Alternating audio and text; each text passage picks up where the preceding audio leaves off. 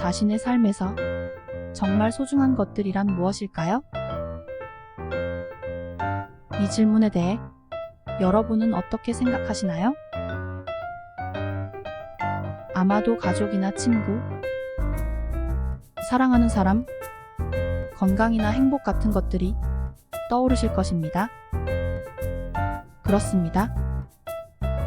이런 것들은 우리의 삶에서 매우 중요하고 소중한 것들입니다. 하지만 우리는 때때로 이런 것들을 당연하게 여기거나 소홀히 하기도 합니다.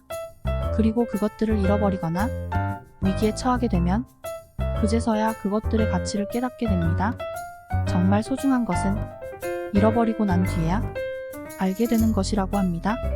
내 손안에 있을 때는 그것의 귀함을 알 수가 없고, 그것이 없어지고 나면 그제야 있었으면 좋을 텐데, 그렇게 아쉬움이 남는 것이랍니다.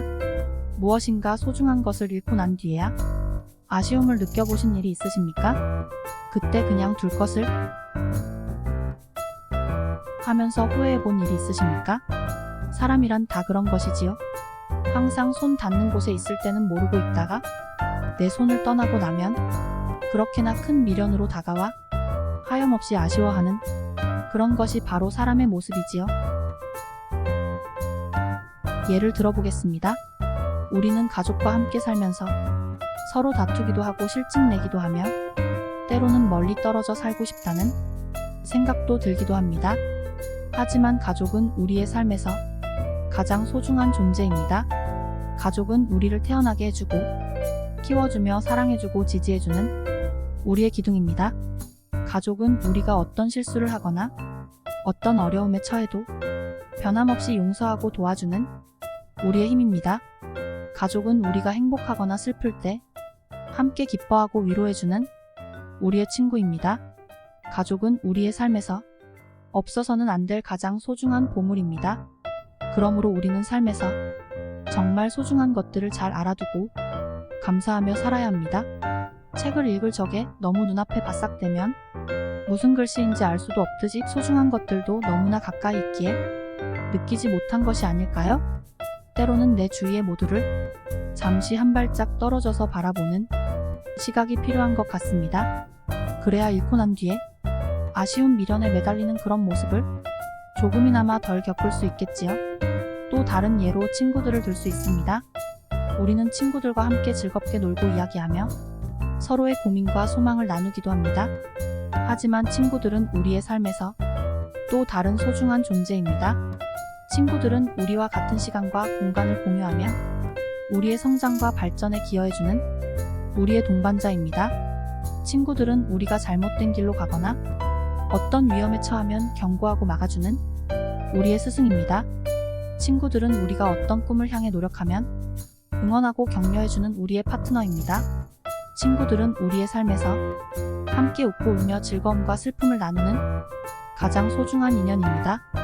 그러므로 우리는 삶에서 정말 소중한 것들을 잘 알아두고 감사하며 살아야 합니다. 여러분은 지금 당장 자신의 삶에서 정말 소중한 것들은 무엇인지 생각해 보세요. 그리고 그것들에게 감사하고 사랑하고 존중하며 살아가세요. 정말 소중한 것들은 우리의 삶을 풍요롭고 행복하게 만들어줍니다. 우리는 그것들을 잊지 말아야 합니다. 한 발짝 떨어져서 바라보는 시각이 필요한 때입니다. 내 손안에 있을 때는 그것의 귀함을 알 수가 없고, 그것이 없어지고 나면 그제야 있었으면 좋을 텐데, 그렇게 아쉬움이 남는 것이랍니다. 정말 소중한 것이란 무엇일까? 정말 소중한 것은 잃어버리고 난 뒤에야 알게 되는 것이라고 합니다. 무엇인가 소중한 것을 잃고 난 뒤에야 아쉬움을 느껴보신 일이 있으십니까? 그때 그냥 둘 것을 하면서 후회해본 일이 있으십니까? 내 주위에 있는 이젠 없어도 될 것 같은 것들, 이젠 더 이상 쓸모도 없고 없어도 그다지 아쉽지 않을 것 같은 그런 것들의 가치는 어느 정도일까요? 혹시나 그것들을 잃고 나서야 후회하게 되면 어떻게 할까요? 사람이란 그런 것이지요. 항상 손 닿는 곳에 있을 때는 모르고 있다가 내 손을 떠나고 나면 그렇게나 큰 미련으로 하염없이 아쉬워하는 그것이 바로 사람의 모습이지요.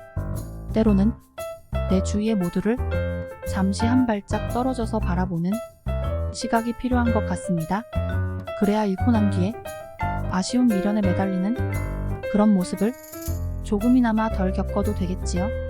가끔은 한 발짝 떨어져서 바라봐 줄 필요가 있는 겁니다. 소중한 것들도 너무나 가까이 있기에 느끼지 못한 것이 아닐까요? 감사는 계절도 시간도 없습니다.